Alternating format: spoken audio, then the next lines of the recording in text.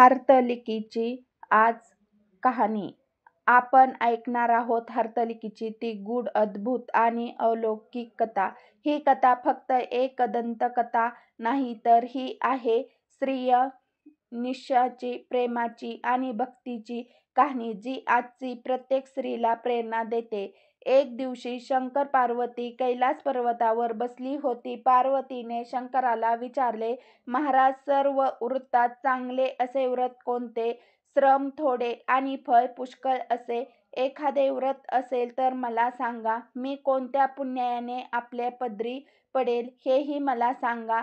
तेव्हा शंकर म्हणाले, जशा नक्षत्रात चंद्र श्रेष्ठ, ग्रहात सूर्य श्रेष्ठ, 4 वर्णात ब्राह्मण श्रेष्ठ, देवता विष्णू श्रेष्ठ, नद्यात गंगा श्रेष्ठ, त्याप्रमाणे हरतालिका व्रत सर्वात श्रेष्ठ आहे.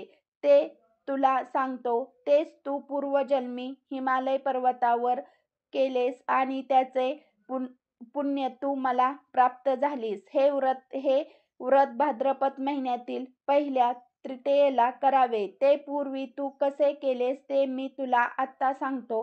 तू लहानपणी मी तुला प्राप्त व्हावा म्हणून मोठे तप केलेस. 64 वर्ष तर झाडाची पिकली पाने खाऊन होतोस. थंडी, पाऊस, ऊन हे तिन्ही दुःख सहन केलेस. हे तुझे श्रम पाहून तुझ्या बापाला फार दुःख झाले व अशी कन्या कोणालाही द्यावी अशी तिला चिंता पडली. इतक्यात तेथे नारद मुनी आले. हिमालयाने त्याची पूजा केली व येण्याचे कारण विचारले. तेव्हा नारद म्हणाले, तुझी कन्या उपवर झाली आहे. ती विष्णूला द्यावी. तो तिचा योग्य नवरा आहे. त्यांनीच मला तुझ्याकडे मागणी करण्यास पाठवले आहे, म्हणून येथे मी आलो आहे. हिमालयातील मोठा आनंद झाला आणि त्यांनी ही गोष्ट कबूल केली. नंतर नारद तेथून विष्णूकडे गेले. नारद गेल्यावर तुझ्या बापाने ही गोष्ट तिला सांगितली. ती गोष्ट तिला रुचली नाही. तू रागावलीस असे पाहून तुझ्या सखीने रागावण्याचे कारण विचारले. तेव्हा तू सांगितलेस, महादेवा वाचून मला दुसरा पती करायचा नाही असा माझा निश्चय आहे. असे असून माझ्या बापाने मला विष्णूला देण्याचे कबूल केले आहे. याला काय उपाय करावा? मग तुला तुझ्या सखीने एक घोर अरण्यात नेले. तेथे गेल्यावर एक नदी दृष्टास पडली. जवळच एक गुहा आढळली.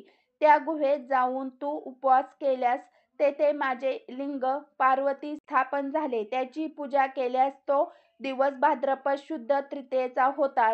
रात्री जागरण केले त्या पुण्य येथील माझे आसन आहे. नंतर मी तेथे आलो, तुला दर्शन दिले आणि वर मागण्याचे सांगितले.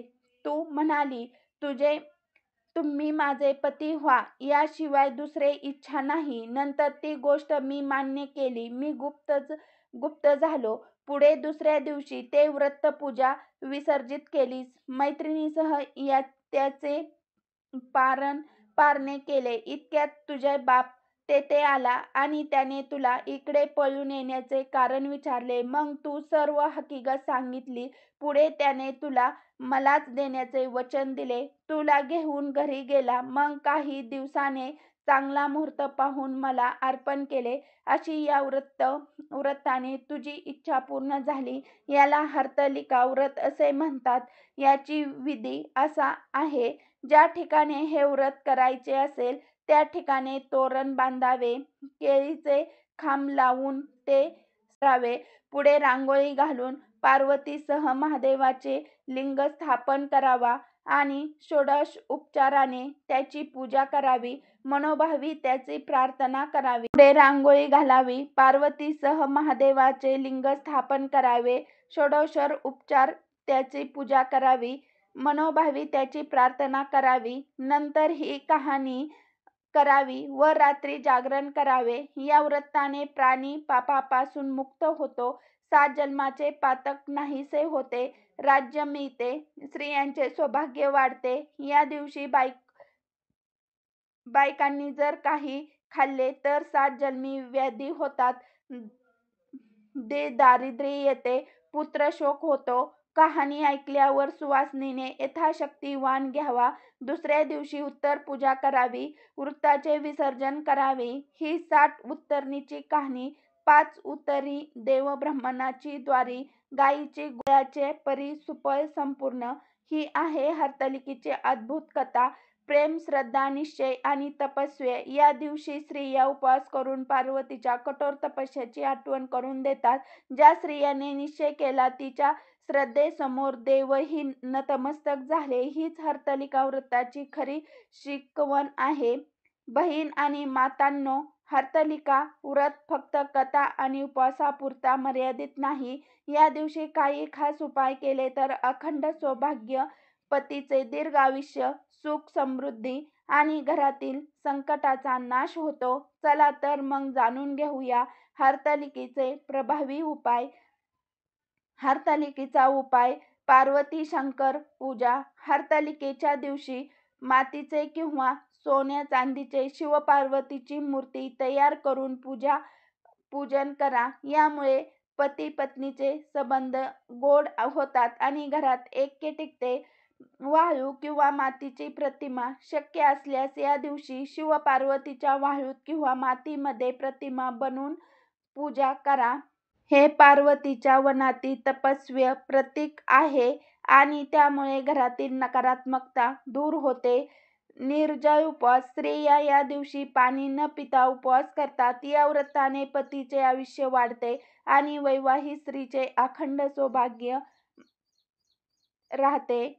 रात्रभर जागरण, रात्रभर भजन कीर्तन, शिवपार्वतीचे नामस्मरण करा. यामुळे मनातील संशय, दुःख, वाद मिटतात. मानसिक शांती मिळते. पिंपळीला प्रदक्षिणा. संध्याकाळी पिंपळाच्या झाडाला 7 प्रदक्षिणा घालून ओम नमः शिवाय जपा. यामुळे घरातील दारिद्र्य दूर होते. देवी पार्वतीला सुहाग वस्तू अर्पण करा. लाल काचे, कड्या, बांगड्या, कुंकू, मेहंदी, साखर या वस्तू देवीला अर्पण करा. या उपायाने स्त्रियाचे सौंदर्य, सौभाग्य व आकर्षित वाढते. सूर्याला अर्धांगी. दुसऱ्या दिवशी सकाळी सूर्याला पाणी अर्पण करून हरतालिका संपवा. यामुळे आरोग्य आणि ऊर्जा टिकते. कुटुंबाच्या दीर्घ आयुष्यासाठी मंत्र जप. हरतालिकाच्या रात्री शिवपार्वती मंत्र जपावा. ओम गौरी शंकराय नमः 108 वेळा. यामुळे पती पत्नीचे वादीचे नाते घट्ट होतात आणि संतान सुख लाभते. अवैवाहितासाठी उपाय. अवैवाहित मुलीने या दिवशी व्रत करून लाल फूल व मिठाई अर्पण करावी. यामुळे इष्टपती मिळतो आणि वैवाहिक अडथळे दूर होतात. दान धर्म. या दिवशी एखाद्या सौभाग्यवती स्वतःचे सौभाग्य अनेक पटीने वाढते. हरतालिका व्रत हे केवळ उपवास नाही तर प्रेम, निष्ठा, श्रद्धा, अखंड सौभाग्याचे प्रतीक आहे. हे उपाय केल्याने वैवाहितांना सुखी संसार, अवैवाहितांना इच्छित जोडीदार आणि प्रत्येक स्त्रीला पार्वतीसारखा अखंड सौभाग्य लाभते. जर व्हिडिओ आवडला असेल तर लाईक करा, शेअर करा, सबस्क्राईब करायला विसरू नका. कमेंट बॉक्समध्ये लिहायला विसरू नका. ओम नमः शिवाय. ओम नमः शिवाय. ओम नमः शिवाय. ओम नमः शिवाय. ओम नमः शिवाय. श्री स्वामी समर्थ. श्री स्वामी समर्थ. श्री स्वामी समर्थ. श्री